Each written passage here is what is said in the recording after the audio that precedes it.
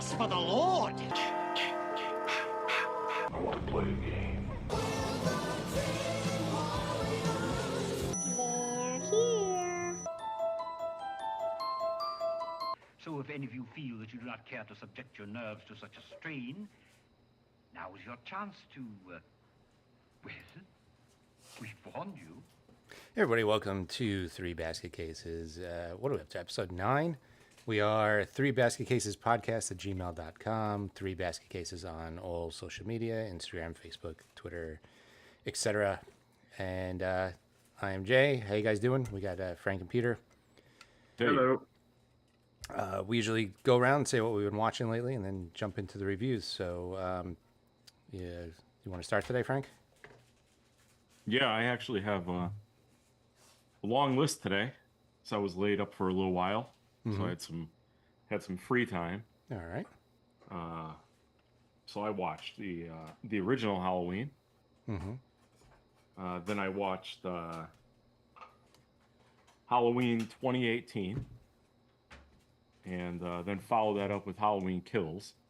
Okay. I didn't watch Halloween Ends because I didn't own it because I fucking hate that movie. I've been hearing really bad things about that. I have not seen it. I ended up finding I found a 3-pack at Walmart for $15 on DVD. Nice. So I was like, you know what? I'm going to buy it this time. Mm-hmm. I thought they were all interchangeable, but all pretty good. No, Ends is terrible. Okay. It's as if like David Gordon Green and Danny McBride, like they came out hot with the first Halloween 2018, and then they asked them to make a trilogy, and they were like, shit, we didn't know we had to make a trilogy. And they made Halloween Kills, which was basically kind of like a nothing movie, but the kills were great. Michael Myers is great, but it didn't further the story at all. And then Halloween Ends was just, I mean, in my opinion, it was just a train wreck. I only saw that one once. You might be right. I liked the first two. Yeah, they were decent. I watched Alien. I watched the first two Nightmare on Elm Streets. Okay. How'd you feel about the second one? I like the second one. Okay. You've got, Freddy is, watching them back to back, a lot of people have an issue with the second one because it's the dream Yeah, same. sequences are not like the first one. He kind of comes into the real world a lot. But if you watch the first one, Nancy is fully awake when she answers the phone that has been disconnected from the wall, and the phone turns into Freddy's mouth and his tongue sticks out. So in the first movie, they were already breaking the construct of what they had established. So going into the second one, I'm like, I could forgive him. I can't And believe Freddy's- you liked the second one. I can't believe you liked the second one. I thought the pool sequence was good, but I thought it was terrible. Oh, I love the dynamic between Jesse and Grady. I love the two of them. I love how they became friends. Like they're fighting out in the schoolyard, and Brady's like, "What the fuck's wrong with you, man?" He's like, "Nothing, man. I'm just killing time." And they became like best buds. I just love the dynamic between them. Plus, I love that Freddy was just kind of mean. Like there was no jokey Freddy in that movie. He was just fucking brutal. He was on a mission. Yeah. I liked the mean one better, but I just didn't like that movie. And I really like Nightmare on Elm Street series. That one did not do it for me. I mean, don't get me wrong. It's not in my top 3. It's not in my top 5. I mean, it's probably 4 in the franchise for me. I think 4 might be my sneaky top choice. Agreed.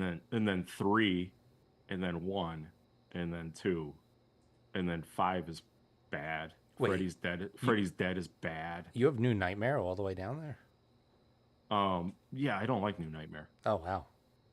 Yeah, I'm not a New Nightmare fan. Oh, that's like top 3 for me.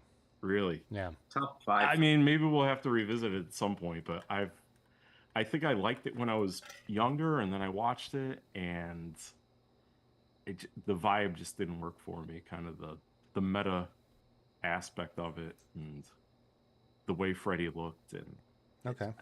just didn't do it for me. Fair enough. I watched Sleepaway Camp, Nice. the first. Yeah.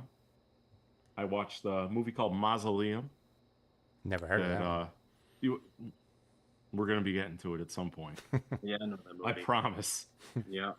And I watched Madman, Okay. another woodsy camp slasher. Mm-hmm. I like And it. You've seen Madman? Oh yeah, a few times. I like it. You know what? It's right up my alley. Line them up in the woods, kill them off. Yeah, I have autographed 4K right here by Paul Ehlers, That's Nice. who amazing. played Madman Mars. Is That's he awesome. still alive? Yeah, I believe he is. I met him at Connecticut Horror Fest 2 or 3 years ago. Good for him. And I've been watching the new Alien series, Alien Earth, Mm-hmm. which is outstanding. I haven't watched it yet. I know I'm gonna want to watch like a lot of it, so I'm waiting for more episodes to come out. Yeah, me too. Definitely on my list. Yeah, the first episode I wasn't really sold on, but it's continuously gotten better. Nice. What about you, Peter? God, I watch significantly less than Frank. But I am doing Animal Kingdom still. But the movie that I did watch, you remind me to kill you for it. And I watched Grizzly Part 2. Because we did Grizzly Part 1 on the podcast. And Yeah. oh my God. I mean, first of all, the movie starts in the opening credits. It says George Clooney, Laura Dern, Martin Sheen. I was like, okay. Mm-hmm. As promised, 2 seconds later, those three people come up. They're walking through the woods. And then about 4 or 5 minutes in, they're just killed.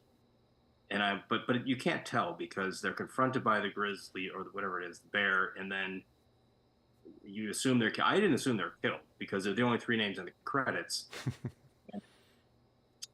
They go to a bunch of other things. I thought they were coming back, and then 45 minutes into it, they kind of haul their dead bodies out of the woods. But every single murder was the bear kind of goes up on its legs. Somebody screams, cut out. It was terrible. And then I watched it twice because I fell asleep at the same part both times. The whole idea is it's a music festival, and the bear's going to go to this music festival and wreak havoc. But there comes a point where they get to the music festival 45 minutes into the movie, and the band is warming up. There's like 6 or 7 bands warming up. Mm-hmm. And for about 15 minutes, it shows each of the bands warm up. So you get one band warming Oh up my for 3 God. minutes, another one 3 minutes. I swear to God, it's like 7 or 8 minutes. I fell asleep both times at that part. So I watched 2/3 of Grizzly 2 twice. That was it. Do not watch it or pick it.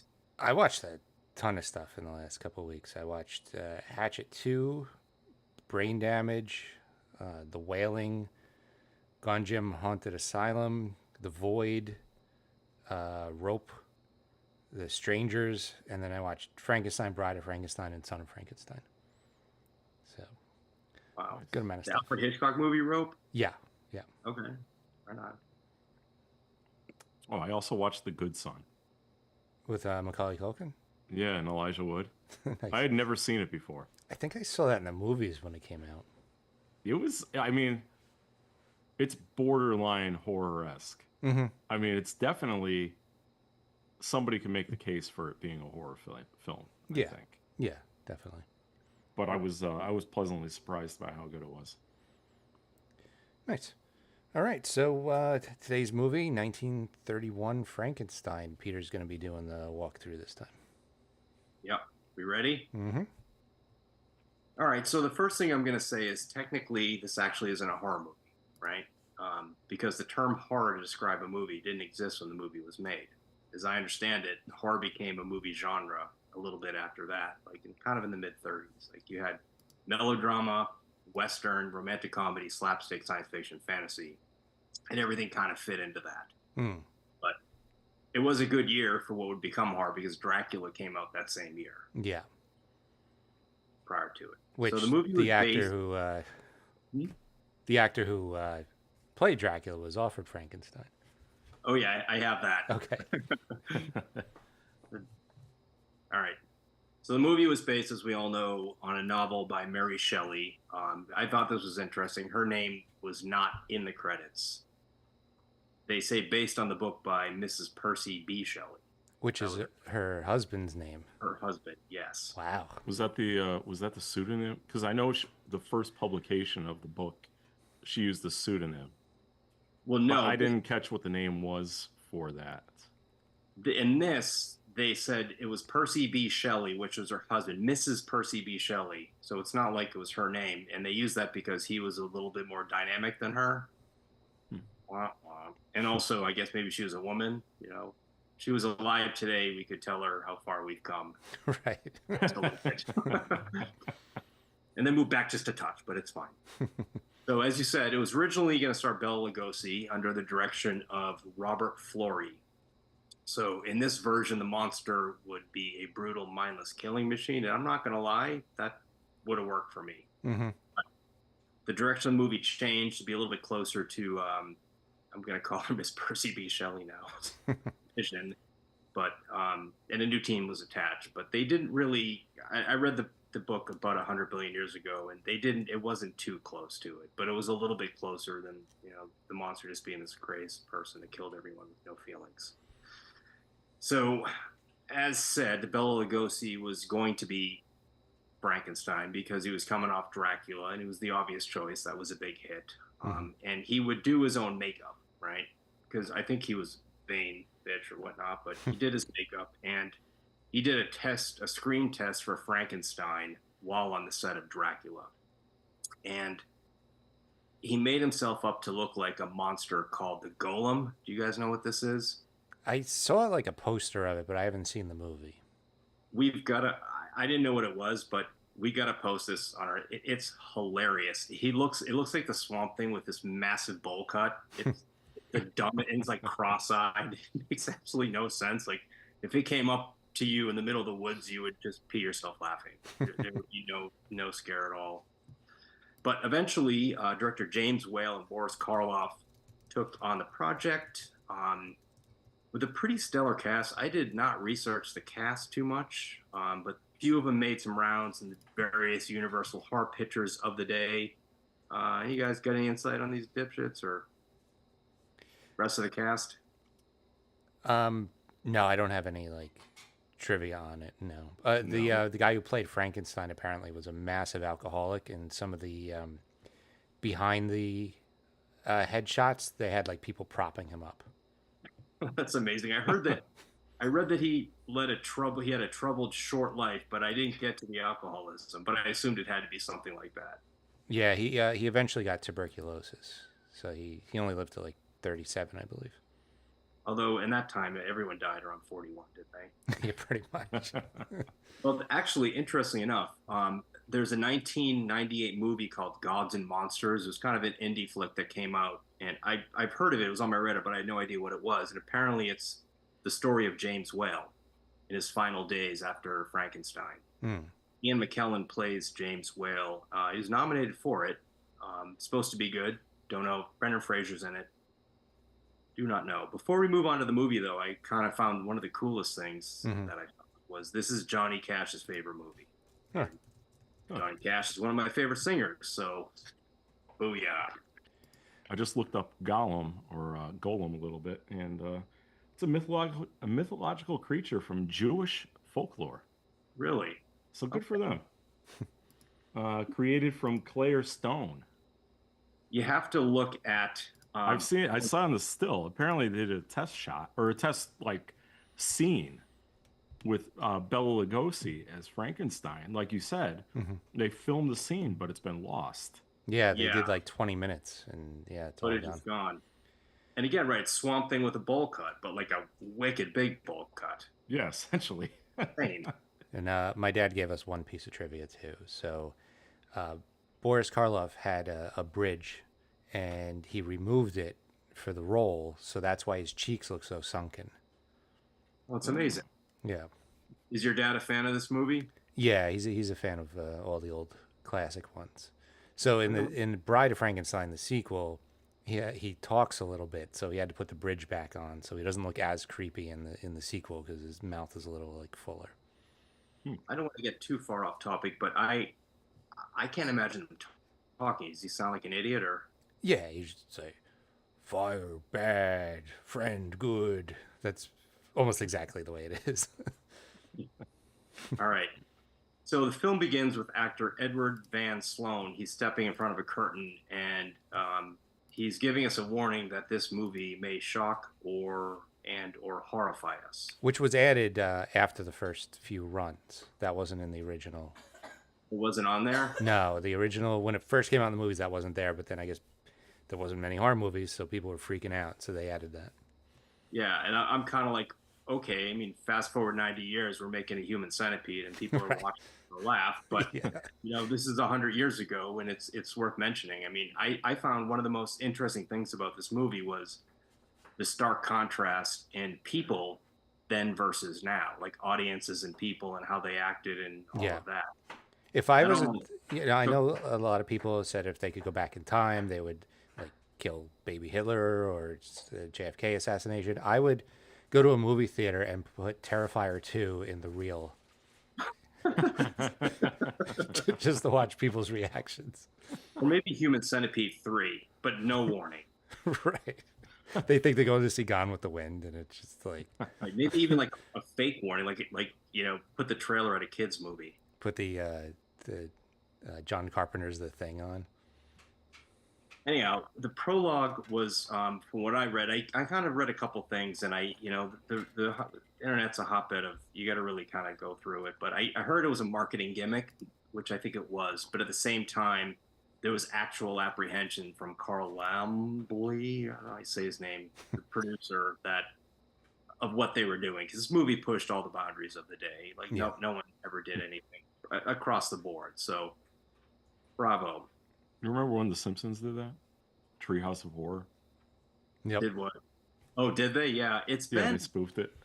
across the board. Like you had all those exploitative, horror movies of the '70s where you go in the theater and they're like, "We dare you not to vomit in the first 40 minutes of this movie, or if you, don't die of a heart attack." Blah, blah, blah, blah. So it's kind of been around forever, and people have done it. I mean, all the way to today. Like movies, it'll be like, this guy had a heart attack and died at the Sundance premiere of Clown in a Cornfield. Yeah, I heard people were like they had some articles that were I think fake, but they were saying people were throwing up in a violent nature, and I'm like, I don't think they were. They weren't doing that. Like, just leave. Like, who has so little control of their bodily functions that they're sitting in a movie and they vomit at a film festival? Right. The answer is no one. Or they'll measure like somebody's heart rate and they'll be like, it was the scariest movie of the year. Yeah, it's And like then you watch it and you're like, that wasn't scary. came Yeah, out it's on okay. January 3rd. Yeah. So the credits begin, and I'm kind of a sucker because of my job for old timey fonts. I kind of like that. Mhm. I didn't, however, understand all like the wacky shit behind the type in the opening credits. There's like rotating eyeballs and monsters that weren't in the movie. But anyhow, in the credits, the monster's identity is hidden. You notice that? Like Yeah. there's a question mark where Boris Karloff's name should have been. Yes. This was Universal creating mystery and suspense around, ooh, the monster was, or maybe it's a real monster playing himself. I don't know.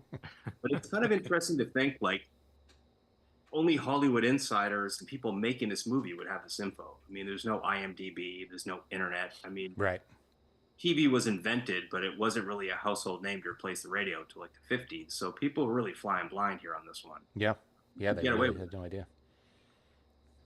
Movie starts with like a funeral. It's like foggy, great lights and shadows. It's artistically very impressive, I thought. Mhm. The guy behind it's clearly a painting because these guys move, but it is well painted. It's well done. It's 1931. I think like the art direction, the sets on this were bang up job and Yeah. kind of the show for me overall. And this is your first time seeing this, right? I've never seen it. As I said when I announced it, I've never seen a horror movie before 1955. I thought they were all garbage, Okay. having seen none of them. We'll This is see, we'll my see first- if your opinion has changed or not. Yep. I mean, it was based on nothing, so Mhm. I wouldn't trust it. So now we have Dr. Frankenstein and Fritz, and based upon what you just said, I'm 0 for 2 on this because I thought the monster was named Frankenstein, and I thought the assistant was Igor. I thought the assistant was Igor too. Yeah. I feel like I was having a Mandela effect, and I don't know if it's to like Looney Tunes is the blame, but like the sidekick is always named Igor, and I think it was in Young Frankenstein. Like, there's never been like a Fritz like parody or whatever. No. I think Igor came along later where they're doing all sorts of wacky shit with the movie and Son This, House of. So yeah, the third one, Son of Frankenstein, it was Igor, which was Bela Lugosi. Okay. I don't really know what their agenda was there, but okay. So these two now dig up the body, and I guess Fritz is like way too into this. Like this is his exact fetish. His eyes are wide. He's all psyched. And the coffin is yanked. Frankenstein caresses it, looks directly at the camera, and says, "Hit it, Jay." He's just resting, waiting for a new life to come. And this is directly at camera. I mean, we're 15 seconds in, and two people have spoken to me already, and I hate this. I mean, I'm here to escape into a story, man. Leave me out of this. I'm not into that. That's not my thing. But It's almost, so the funeral scene. So there's like 6 people at the funeral, and if you it kind of scans through them, and the 4th person in the back row looks exactly dead ringer to the tall man from Phantasm. It's incredible. It's uncanny. And Angus Scrimm is the actor's name, and he was alive in 1931, but he would have been 6. But check it out because I couldn't believe it. Okay. So they drag the coffin off, and they find some dead guy hanging from a spike. And there was also a skeleton the same way in the cemetery. So I don't know what that was. They had a lot of people hanging from spikes. Like obviously, if you're a skeleton, you've been there for a very long time. But I guess I don't know what that was. I guess it was of the day. Yeah, the guy hanging, was that just like a suicide, or was that? I guess. I don't think so. I figured it was like an execution, and they just left his body hanging for people to come by and see it. That was my assumption. And as like a warning to not commit crimes. They just left the body hanging there from the gallows, or could be. Maybe that was my thought. Maybe. So they cut down the body, but the fall breaks the neck, which makes the brain useless. So now they got to go get a better brain. I thought the noose broke the neck.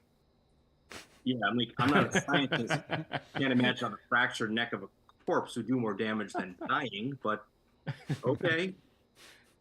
We kind of already know what this dude is up to, but most people do, but I don't because I've never seen this movie before, and somehow I knew almost nothing about it. Nothing. I like going into movies blind. That must have been cool. No idea. Like when we get to the Maria scene, no idea it happened. Never saw that in my life. Never knew that was a thing. Mm-hmm. All right. So next we have Fritz goes to a medical college to steal a brain to their liking. He looks in the window, and a professor is covering up a corpse with a sheet, and suddenly the entire class erupts into laughter. You guys catch? I rewound it 3 times. You know what? Yeah, I think one of the assistants like bumped into the skeleton behind him. The skeleton was on like a bungee cord, and he like pulled it down, so the skeleton was bouncing up and down. And and the class found that funny. Well, it's very funny in 1931. Yeah, it's high comedy. Yes. All right, I swear to God, I ran it 4 times. Like, what am I missing? Yeah, it was the skeleton bouncing up and down. I just covered a dead corpse here. Like, there's nothing funny about that. I mean, to me there might be, but not to you.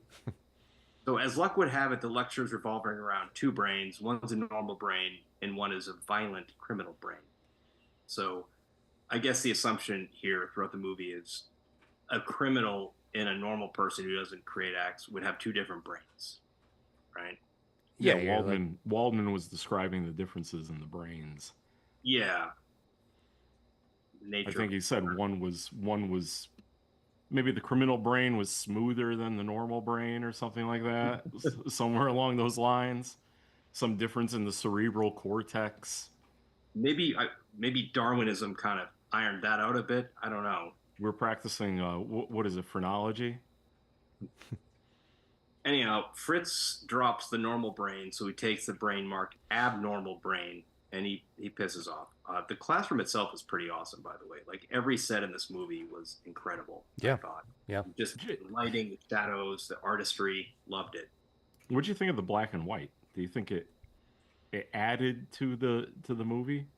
I don't think you could do it without it. I wouldn't want to watch it in color. Yeah. Right, neither would I. Yeah. Yeah, no, I think it was incredible. I think it's probably the best example of black and white I've seen in a movie. Mm-hmm.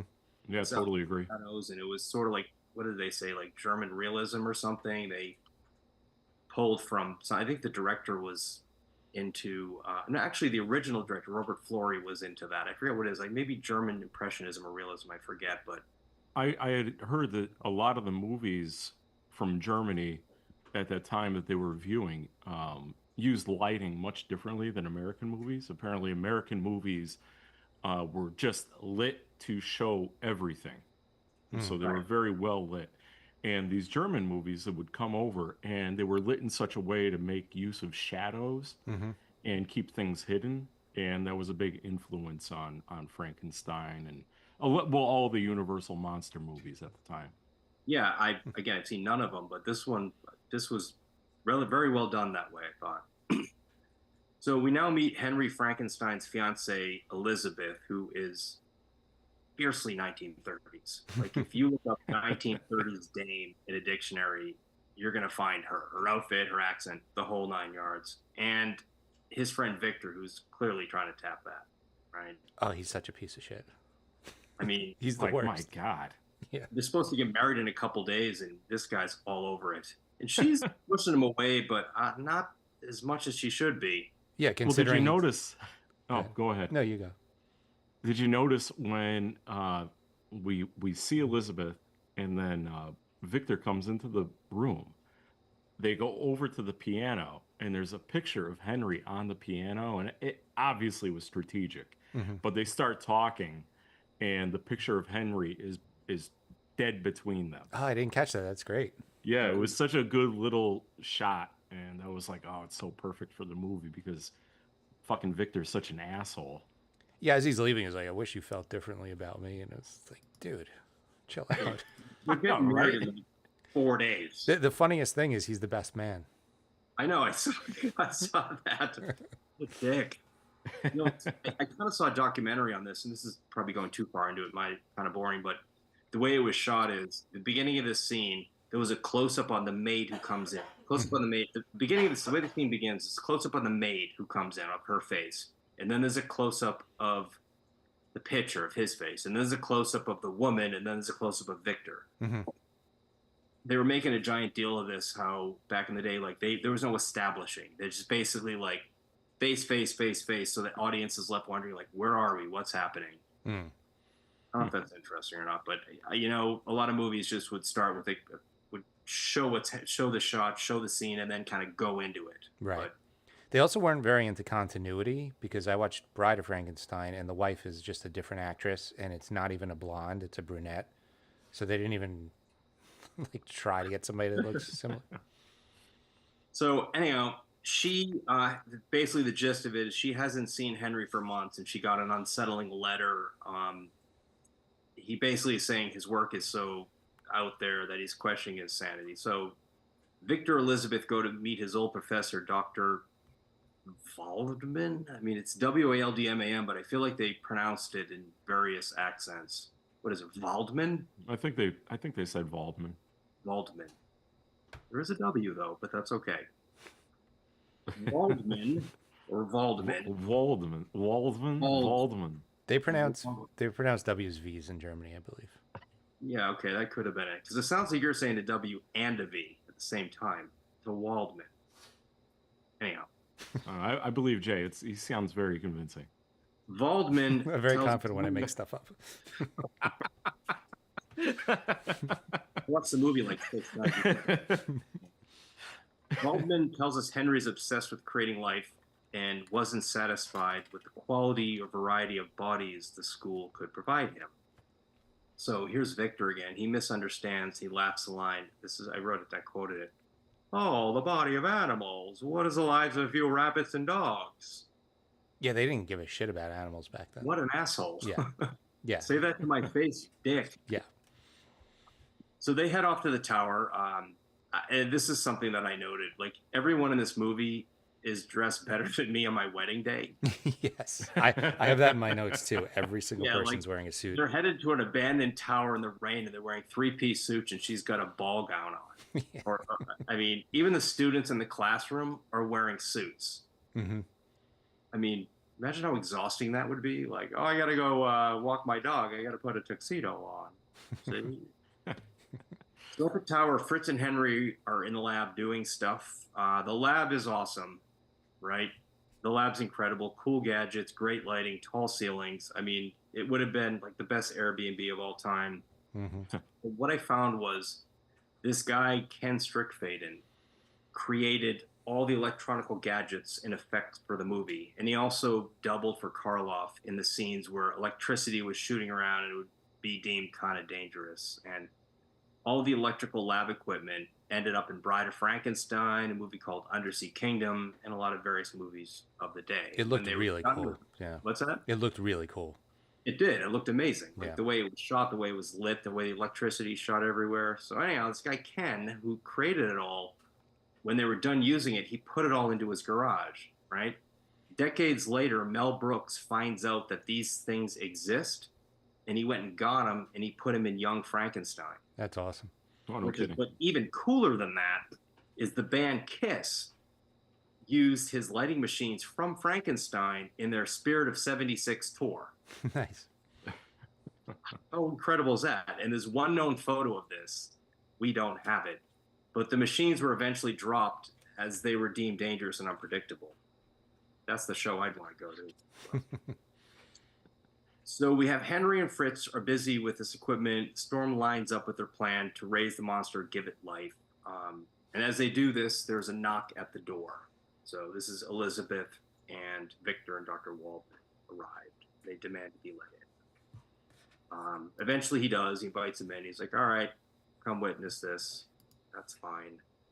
The machine spits, sparks, electricity, and the monster is raised to the roof, and the storm does the rest in what is probably one of the most famous scenes, I guess. Yeah. Yeah. Our history. Yeah, I just did some quick math, and we are 1976 to 1931 when Frankenstein came out and Kiss used that apparatus Mm-hmm. is closer in time than 1976 is to 2025. Yeah. Wow. It's We're- kind of depressing. We're old. Okay. Thanks. Let's break while I get another beer. All right. So I think we have a clip of this where, Where the monster starts moving. yeah, where the monster comes down and it worked. Yeah, this is one of the most iconic lines in all of cinema. So here it is. It's moving. It's alive. It's moving. It's alive. Oh, it's alive. It's alive. It's alive. It's alive. Oh, in the name of God. Now I know what it feels like to be God. Oh. So they actually cut that from the movie at some point because they thought it was too blasphemous saying it. Now I know what it feels like to be God. So they cut that line out. And that's actually, everybody remembers that it's alive, Mm-hmm. but I mean, the second part, I know what it feels like to be God, Mhm. is so much more powerful. It is. It is. Yeah. So they put it back in subsequent re-releases, but that got yanked pretty quickly in the original. I feel like the movie was censored and banned a lot. I think Kansas just wouldn't show it. And there was a lot of small towns in Massachusetts that refused to show it, in other states and countries as well. And a few scenes were shortened Mhm. because moral, God wouldn't like it. Yeah. I didn't realize that, yeah, they cut that specific thing. Yep. So what do we got now? We got Elizabeth and Victor go to see Baron Frankenstein, who is Henry's dad. And Victor's just not leaving Elizabeth's side. No, I mean, at all. But, so Henry's dad, Baron, thinks Henry's in the watchtower canoodling with the woman, and he's heading there to sort that out, which, I mean, thank God, because this guy is one of my favorite characters in all of cinema. I mean, I could listen to his one-liners or him complain all day. More about him later. Meanwhile, at the tower, Henry Waldman get into it a bit. I mean, Henry finds out the monster has a criminal brain, not a normal brain. The face he makes when he finds out it's an abnormal brain, I laughed out loud. He just looks so disgusted. It was beautiful. Really? Yeah. I mean, it's kind of his fault. There was a glass jar containing the brain was clearly marked abnormal criminal brain when it was delivered by Fritz. I mean, I would imagine Fritz can't read, but this guy should, right? Yeah. Also, when Fritz took the normal brain, he took the cover off and then started. I was about to say that. Yeah. He took the cover off the normal one and then started walking. I was like, why would you take the cover off? He took the cover off and then he started walking and then he dropped it. I was like, was he supposed to just, slosh it onto the floor or something? What was the thought process there? I don't Did think. you take the cover off the abnormal criminal brain label? No.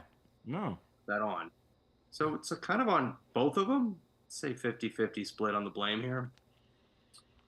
So, but the general thing is Wallman doesn't like where this is going at all. I mean, Henry has a pretty good speech about ambition and madness. Like, haven't you ever wanted to do something dangerous? I think so, yeah. So then we get some footsteps, and we get our first reveal of the monster. Yes, please. He kind of does this backward shimmy. He backs in. Yeah. In fairness, it could have been his first time using a door. His legs. Yeah. He thinks he's got to go backwards. Yeah, I thought that don't know. was very strange, walking in backwards. Yeah, He really wanted that dramatic effect on everybody. I was like, Yeah, did I I wanted put in these- the Abbott Costello DVD by accident? I wanted to be scared, but I was more confused. So the monster himself, let's describe him. These are my notes on it. He's got a wicked flat head, and he has a hairstyle that accommodates that. Mhm. He's wearing black chinos, matching black dinner jacket, which is both too big and too short somehow. His shoes are enormous. They're actually called hot asphalt boots, and they're worn by workers of the time who had to spend the day standing on hot asphalt. They needed heat resistance, and actually each shoe was 13 pounds. Oh, wow. Holy Yeah. shit. That had to suck. I guess they gave some height as well, and they're creepy looking or dumb. I don't know. No, actually, this was interesting. The film isn't black and white, but they painted Boris Karloff's face in this like gray green, so that would contrast the shadows of everyone else's face who was initially alive. Oh, that's cool. Yeah, I thought. I'm sure it was lead paint, knowing the 30s. Oh yeah, that's why nobody lived past like 50. So Jack Pierce was the makeup artist on this. I guess he did a lot of other things like Dracula and a variety of other projects. Very prolific, and he claims to share some or a lot of the credit for the look of the monster. And then obviously James Wilders. I got a quote here from Jack Pierce. He's throwing it up there. He says, "There are 6 ways a surgeon can cut a skull, and I figured Dr. Frankenstein, who is not a practicing surgeon, would take the easiest. That is, he would cut the top of the skull off straight across like a pot lid, hinge it, pop the brain in, and clamp it tight. That's the reason I decided to make the monster's head square and flat like a box and dig that big scar across his forehead and have 2 metal clamps hold it together. The 2 metal studs stick out sides of the neck are inlets for electricity. The monster's electrical gadget born of lightning." So this guy's clearly, saying that his decisions, created a bit of the monster. So he seems to be taking some credit. That's pretty cool. I mean, I Well, thought it doesn't really play into because Frankenstein was a pupil of Dr. Waldman, so he would have medical training as far I guess as he would. the bodies and how to perform these surgeries. He did leave school early, but it seems that Dr. Waldman really considered him brilliant. Yeah, but he might have left just before misguided. brain surgery day. Oh, But yeah, maybe you're not. right. Yeah. He's not a practicing surgeon yet. So next is where my mind wandered a He little slept bit. in that day. I thought the monster looked really good though. Yeah, Yeah, it did. sharp. So this is where I was telling you guys my mind started to wander a little bit, and I was thinking of the various outfits you could put him in that would be completely friggin' ridiculous. Mhm. And my head went with this, and these are the two. I did this in the movie for the next 20 minutes. So the funniest one was if because he's in trousers, whatever. He looks like a monster a little bit, but you put him in.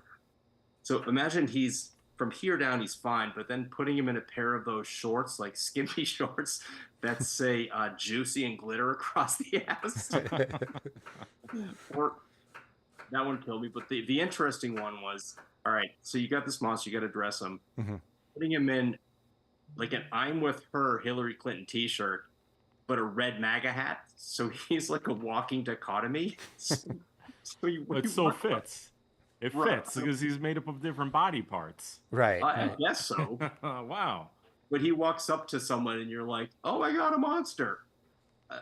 So what percentage of your brain would be, I'm terrified, and what percentage of your brain would be like, this doesn't make sense at all. I'm confused. Right. Right. So I thought it'd be funny to put him in like a raver outfit with huge baggy pants and shiny shirt. like a Stussy hat. Yeah. Or maybe a samurai outfit. Or a Run DMC tracksuit. I was thinking like a sailor's outfit. Like But like an old sailor's outfit with like stripes and shit. And like Popeye's outfit. yeah, like Popeye's outfit or like Scrooge McDuck's outfit or something like that. That would be pretty good. Or maybe exactly as he is, but like a really small top hat, like off to the side with a flower coming out of it. I feel like they've done that in the cartoon. Yeah, I Right. feel like they have. In that time period. All right, so we're getting a little bit off track, but before we get back on track, do we need to talk about Frankenstein's penis at all? I didn't find that covered anywhere at all. I mean, I assume he has one, and I assume he can go pee out of it and it functions. And I assume he has a butthole and can poop as well. yeah, because he was eating and drinking in the movie, so it's all there. You think Henry gave him a big hammer?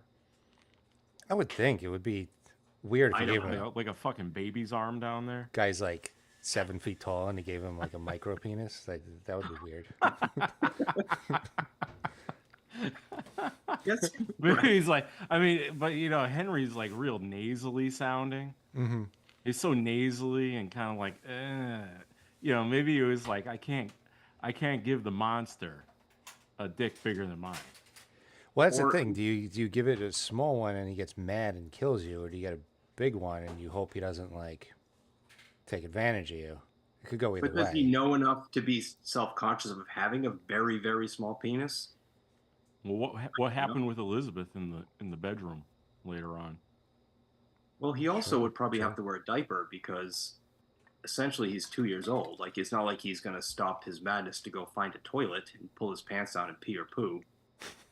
Wow, he's just walking around in shitty pants the whole movie. Well, that would explain the way he walks in the movie. I would have given him a diaper. Anyway. All right, so the monster is following basic instruction at this point. He's functioning well overall. I mean, you kind I of. think they only had cloth diapers back then. I don't want to deal with the cloth diaper. Just get rid of it, like a regular diaper, and then at the end of the day, just change it once. I don't know. But he kind of like the way he functions and moves. He's kind of like someone who's had 10 beers and a few muscle relaxers. Yeah. And I'm starting to think like, what was your end game here, man? Like, what were you doing with this guy? You brought him to life, but now what? Right. Yeah. There was no plan. I think that's a lot of the problem as well. Like, he brought him into life, and then they didn't have, like you get a puppy, and then you're like, oh, I don't have time for a puppy.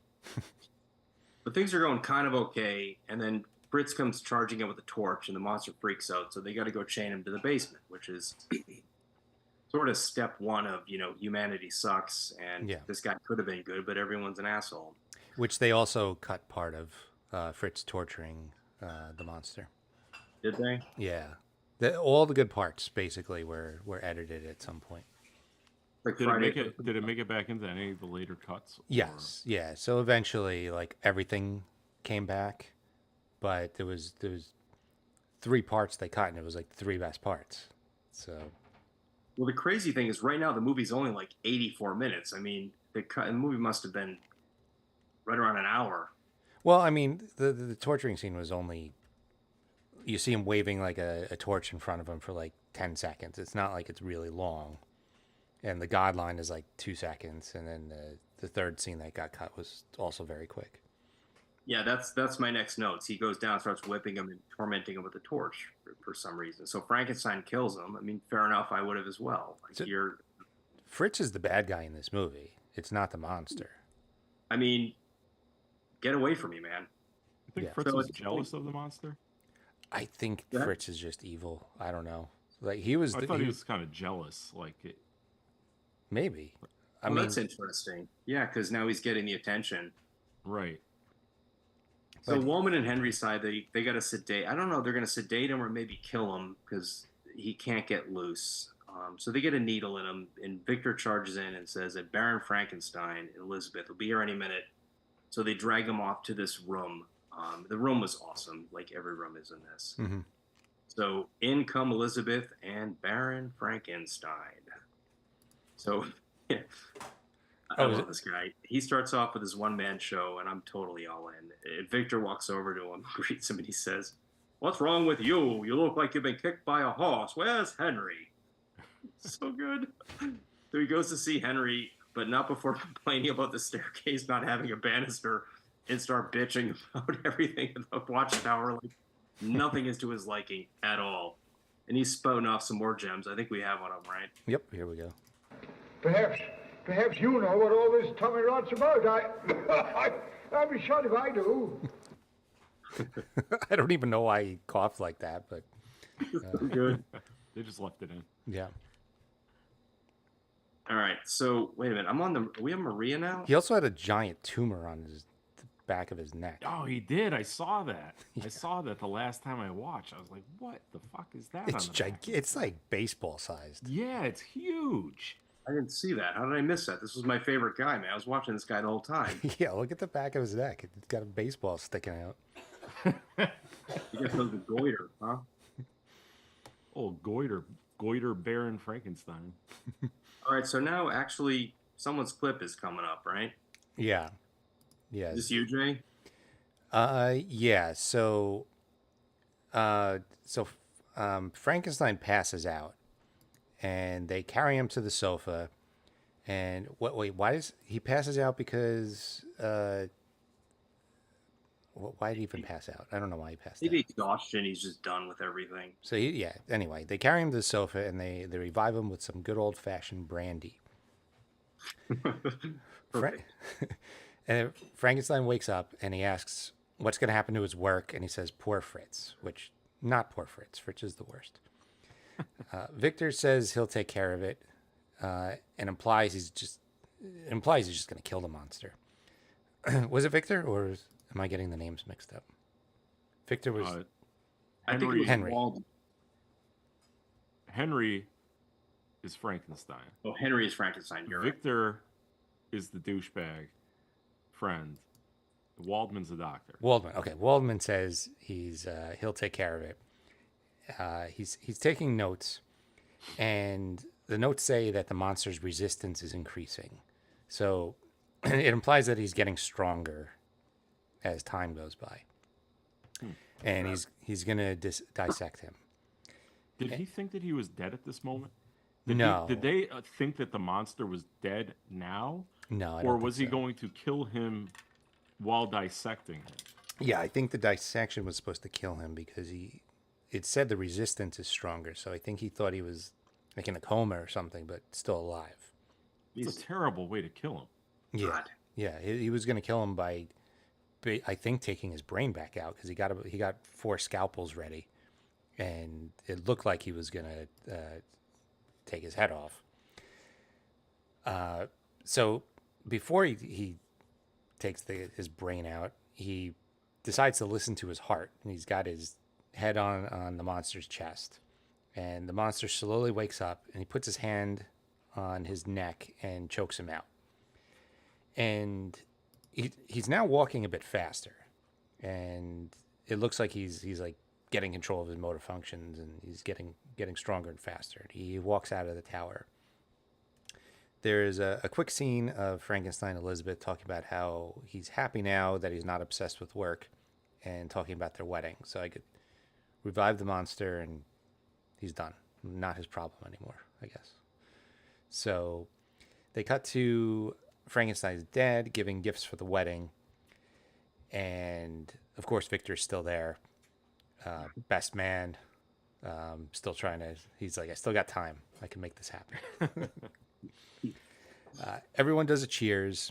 And Daddy Frankenstein says to give the maids champagne, as the beer will be wasted on them. And the second they start sipping the champagne, they're like, all right, off to work you go. And the maid closest to the camera is like trying to chug the champagne really quickly before they take the cup away, which I thought was funny. Then it goes to the town. It looks like the whole town is in front of the building, just cheering and dancing. I guess they were a popular family. And yeah, that's the end of that scene. All right, and that leads us to Frankenstein is loose. He is stumbling through the forest, and here is where we meet a little girl named Maria, who is about 7, and her dad is heading into town, leaving her alone with a cat by a lake for the afternoon, by herself. I guess parenting was a little different back then, because she couldn't have been 8. Right. But she's hanging by herself, so... The monster walks over, and she says, Who are you? I'm Maria. Will you play with me? I mean, if that isn't the dream line for anyone who's ever abducted a child, I don't know what is. Like, where's your dad? Oh, he left me by myself for several hours by this secluded lake. Okay, so now we have this scene. Basically... It shows the monster's humanity. The two of them sit by the lake. They're playing a little game back and forth with flowers. The flowers float. He thinks that Maria will float, so he takes her and he throws her in the lake, and she immediately dies.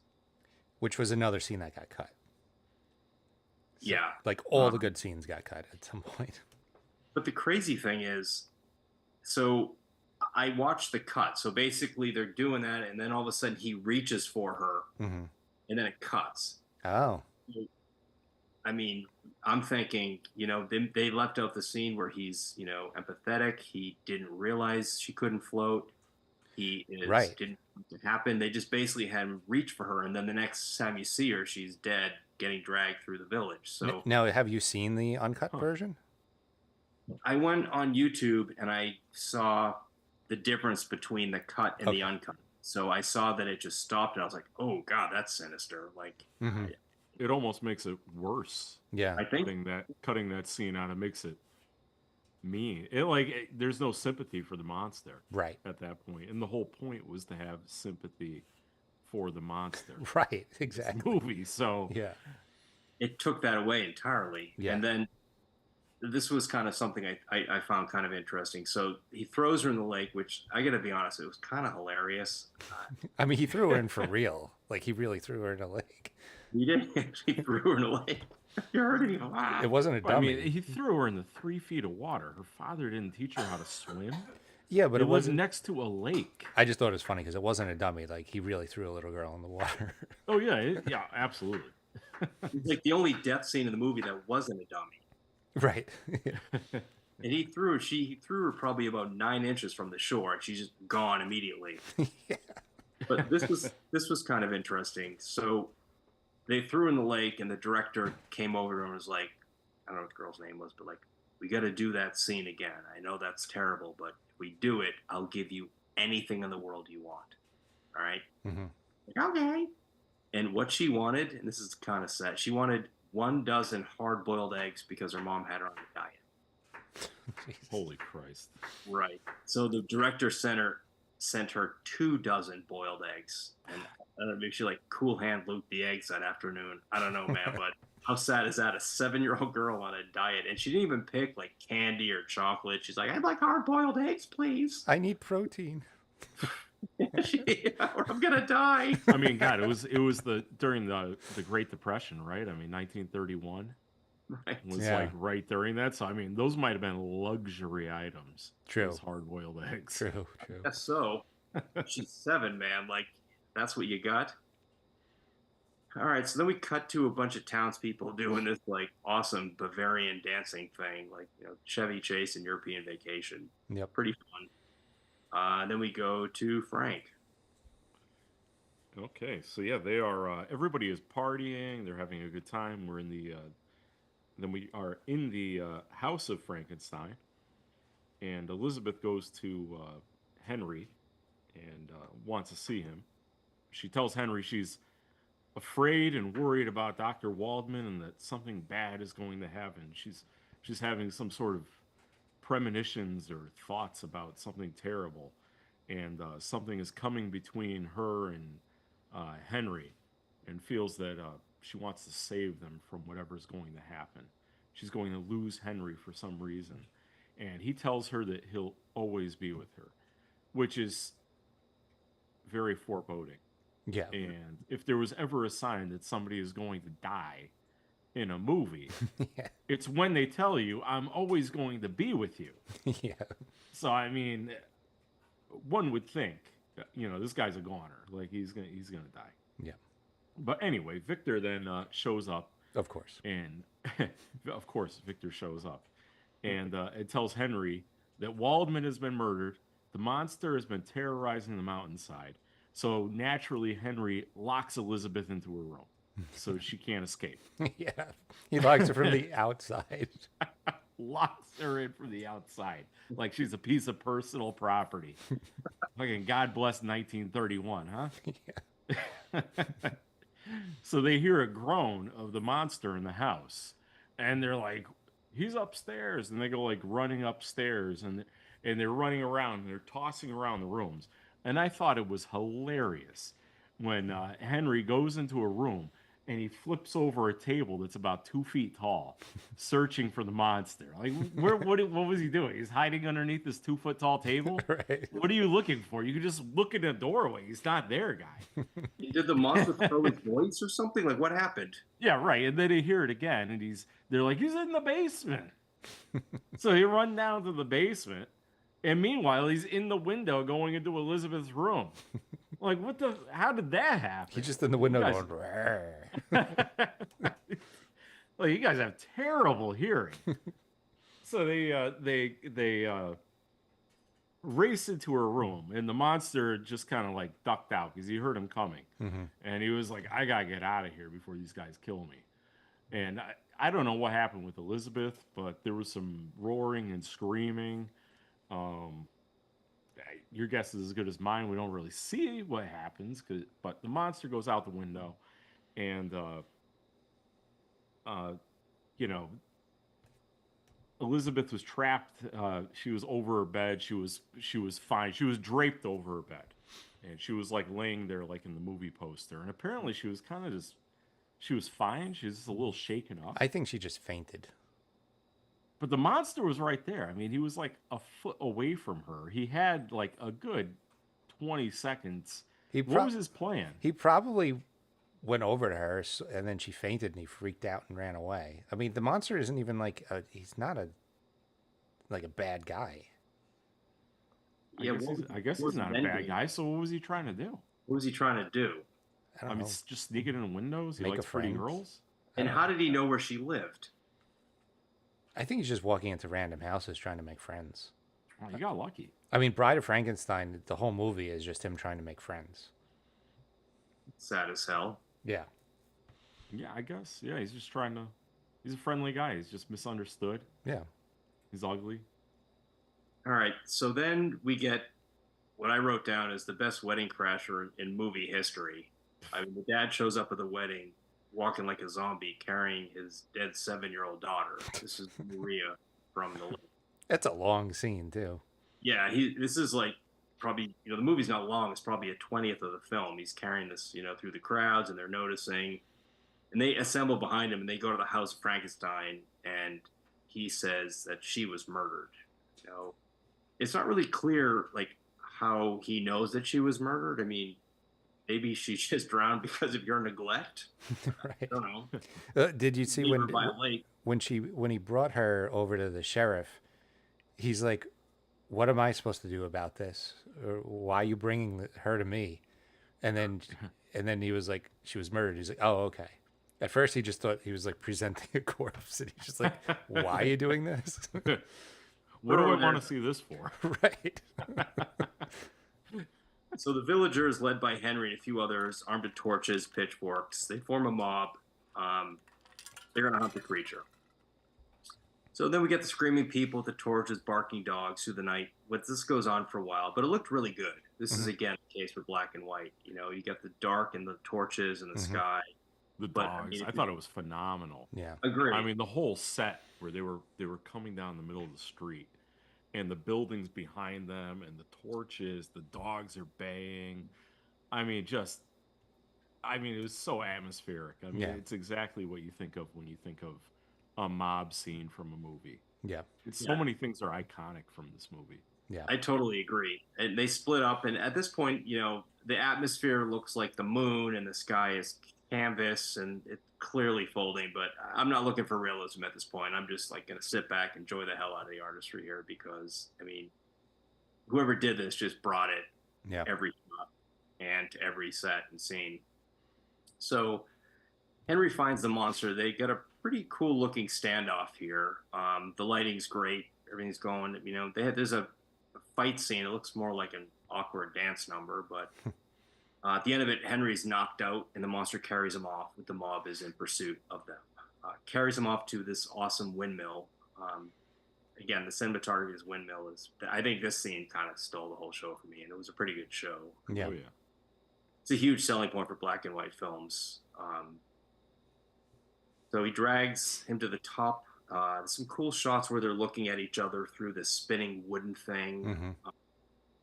And again, the fight scene's kind of awkward, but I mean, Karloff's outfit weighed 48 pounds. He had 26 pounds of footwear, and his makeup took 4 hours each day. So, I mean, it's amazing this guy could even like walk. And that makeup's probably lead paint, so he's probably wheezing and Right, he's probably almost dead. His daughter, Karloff's daughter, did say that because of this, he kind of grabbed Henry and dragged him all the way up the stairs, across the countryside and up the stairs. And they said his back never recovered from this movie. He had like 3 surgeries. She's convinced it was the scene carrying him up the top of the windmill. So he was actually carrying him. Yeah. It wasn't like a dummy or anything. No. Because there was a scene on the mountainside where he starts dragging him, and then in the background, you see Henry like up over the monster's shoulder, and he's carrying him away. And I was like, fuck, he is really strong. That could have been, but I mean, clearly when he's carrying him to the top of the windmill, that was just, you could see the face. That was definitely. Yeah. And I think they had to do that scene a few times. So he's wearing these like crazy ass shoes and whatnot. He must be strong, because I just looked it up. He's 5'11", and Frankenstein's 6 feet. So he was okay. Yeah, he was carrying a guy like bigger than him. Although he did break his back for the rest of his life, so He still one-armed him. I mean, I couldn't do that. Yeah, he did one-arm him. So then, you know, the monster throws him off the windmill, and he smashes into the rotor blade, drops to the ground. I mean, you definitely don't survive that fall. That looked so funny. Yeah. When he hit that rotor blade and the dummy's back bent in half. I mean, it was effective. It was funny. But when he hit it, you're like, damn. Yeah. Like, that hurt. He's fucking dead. Yeah, I could see audiences like gasping in the 30s over that. Oh yeah, it looked brutal. I mean, even watching it on Blu-ray, it looked fucking brutal. Yeah. Except he looked like a ragdoll in an SNL sketch. But it was 1931. So.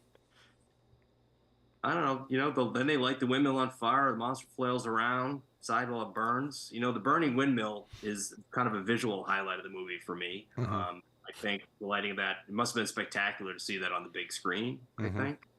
Yeah. They go back to the house, and there's a bunch of like tittering maids. They want to bring Henry a glass of wine. Kind of looks like the start of a porn, trying to do a period thing. That's it. Baron says, "Here's to the house of Frankenstein," or the son of Frankenstein. Then it ends, Frankenstein. Well, there was a scene that was added where they show him recovering.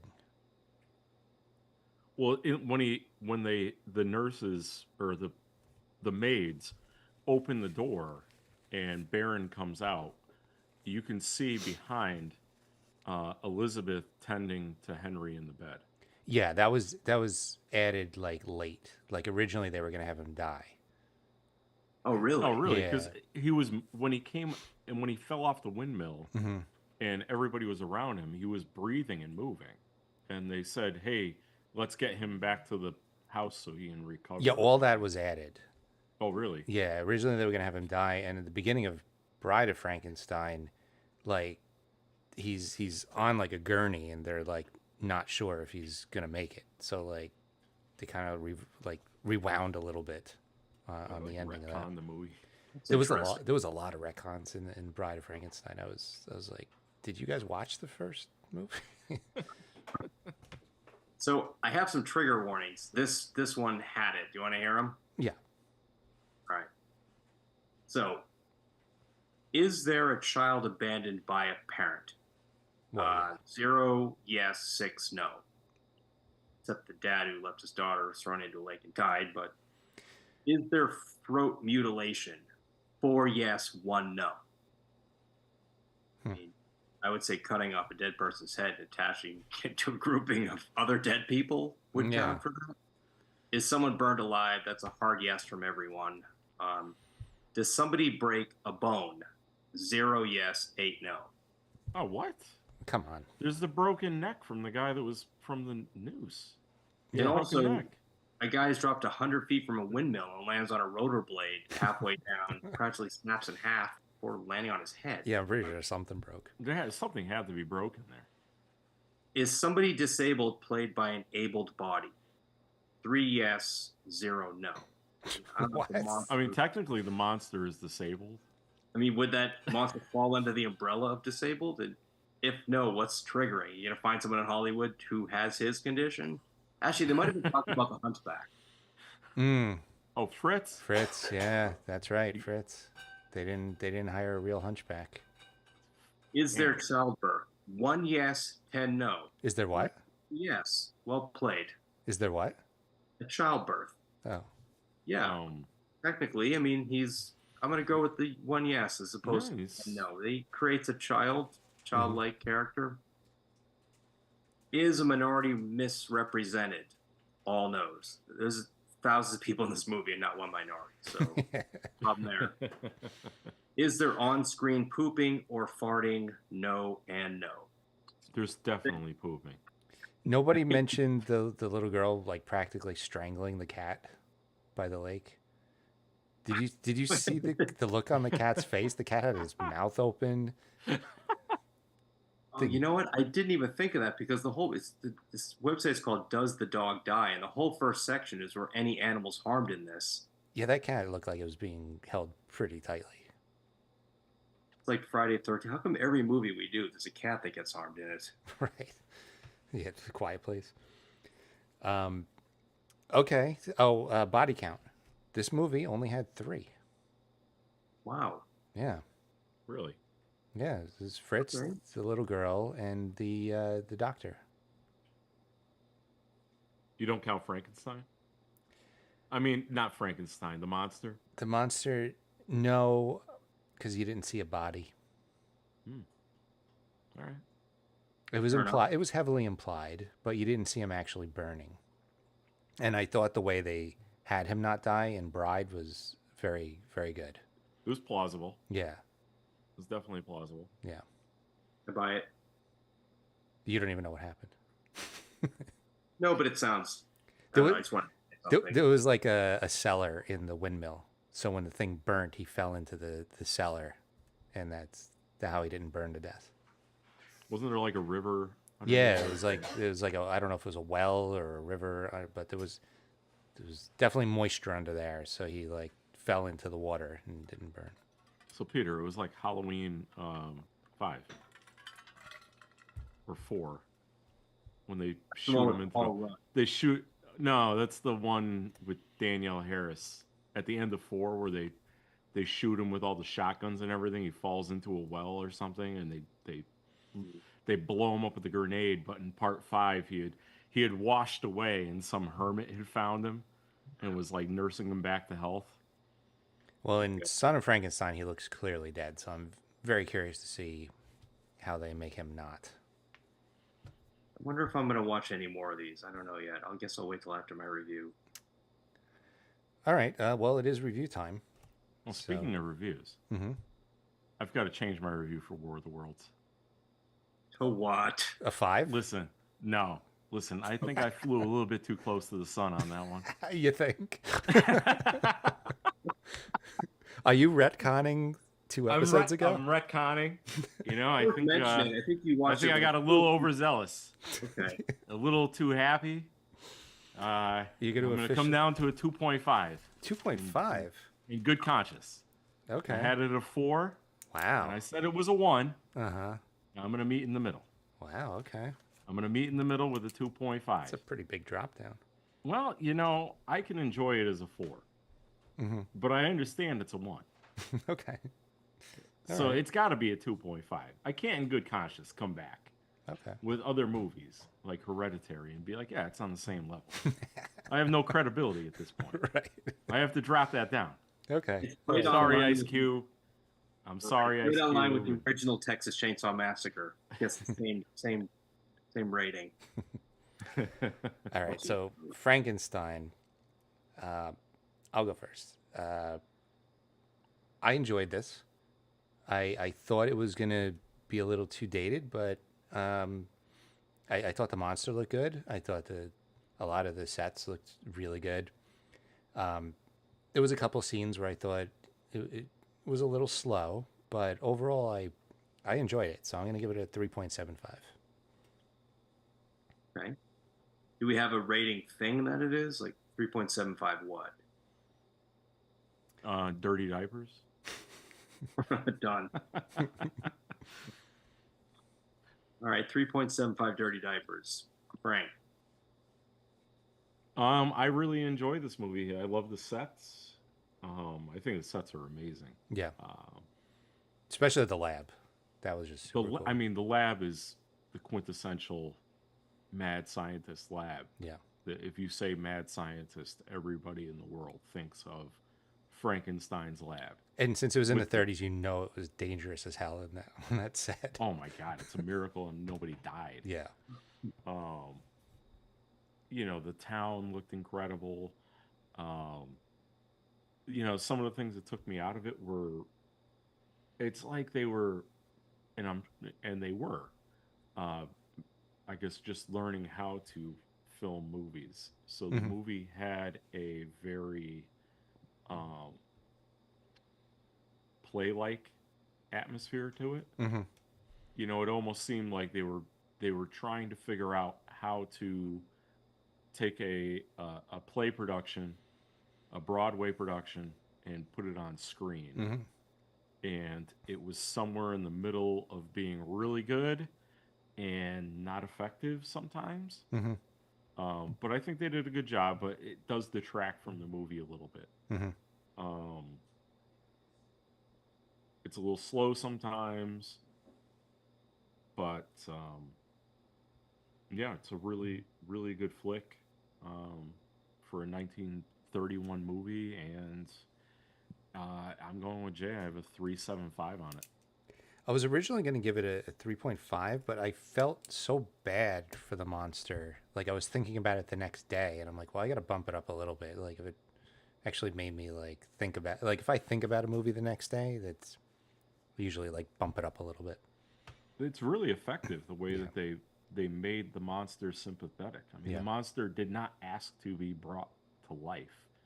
It's an amalgamation. It's an abomination. It's a bunch of body parts and brain just brought to life, and you know, it's seeing sunlight for the first time. It's having these experiences. It didn't ask for this. Yeah. And especially the scene with Maria where he was laughing and he found somebody to play with him. Yeah. And he just didn't understand what was going on. Yeah. Made him so sympathetic. Yeah. And then you could see his anger towards Henry at the end. just his dynamic kept on getting better and better. Yeah. It was really effective the way they played it out with the monster. Yeah. Well, you guys just pushed my score up a little bit. To be honest with you, because you're both right. I thought, first of all, like visually, the movie was incredible. I mean, you got to get past the fact that these are all sound stages, and I don't watch a lot of movies from that time, so I was quickly able to get my head around the fact, like, okay, this is what everybody did. But Mhm. artistically, it was pretty brilliant. Light, shadows, everything.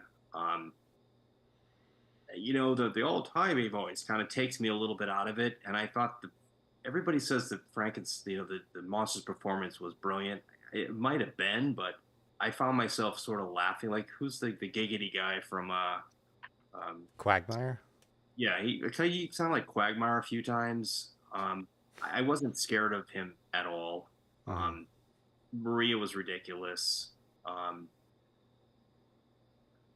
I don't know. I didn't really feel for these characters a ton, except the actors I didn't really feel for, but the storyline I really did. Like, Mhm.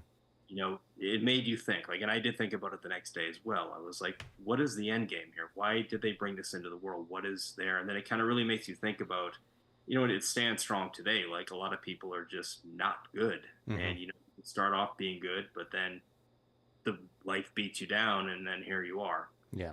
So because of that and how they effectively brought that storyline, and because of how well it was shot, and it's not like, listen, there's a lot of acting now that's significantly worse, and there's a lot of monster makeup that's significantly worse. I think he was better than half the monsters that are created in the 80s or 90s even. So Yeah. 3. I'm going to give it a 3. Okay. It just didn't entertain me as much, and I think movies that are that old kind of take me out of it, and I wasn't scared at all. It wasn't really a horror movie as Mhm. much. It obviously didn't shock or horrify me in any way. Are But you going to watch Bride of Frankenstein, which is the sequel? not anytime soon. It's considered by a lot of people better than the original. I heard that. I also heard House of Frankenstein is better as well. House. I don't know. I've only watched that one, Bride and Son. So Are they? So apparently they have sex. no, Oh, who's the son? the son is the son of Victor. Victor Frankenstein. So Frankenstein has a bride. Oh, right, Bride of I keep thinking Frankenstein's the monster. Never mind. Okay. Which is weird because they call it Bride of Frankenstein, and it is of the monsters. Yeah, it's really Bride They're of the making Monster. it's really Bride of the Monster. It's not. Yeah. Does the monster ever take on that name of Frankenstein or no? No, but in the third No. movie, they make a kind of an inside joke saying like, because it's the guy's son coming back to the castle to like he inherited the castle, and the townspeople are already pissed off that he's there because of what happened last time a Frankenstein showed up, and Okay. he's like, as it is, 9 out of 10 people call the monster Frankenstein, and he was referencing like people watching the movie. So Yeah, fair enough. I thought that was cool. All right. All right, so that was Frankenstein. My turn to pick a movie.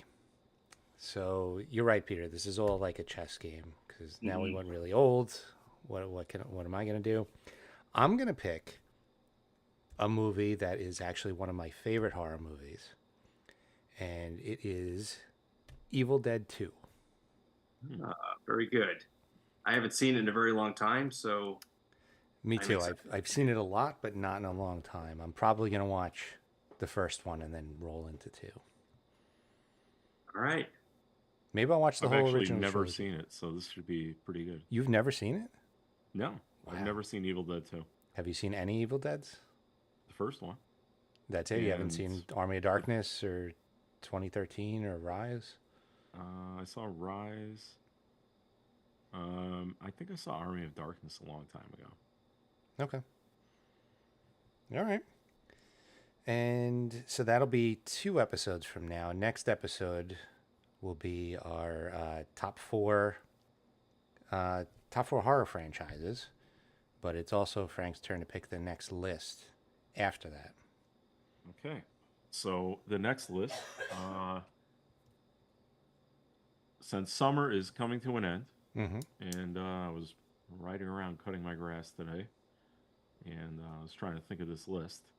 I thought it would be good to pick your top 3 horror movies that you think of or come back to for the summertime, like summertime horror.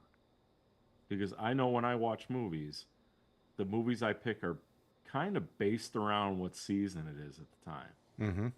So I want to know your summer horror. Like, I don't, in the wintertime, I'm not watching, camp horror.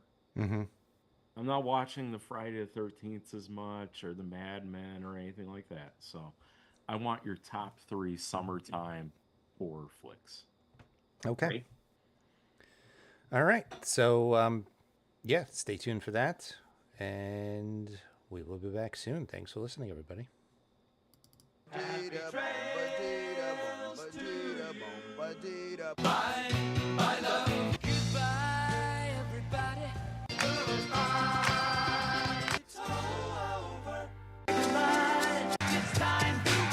This is the end. Say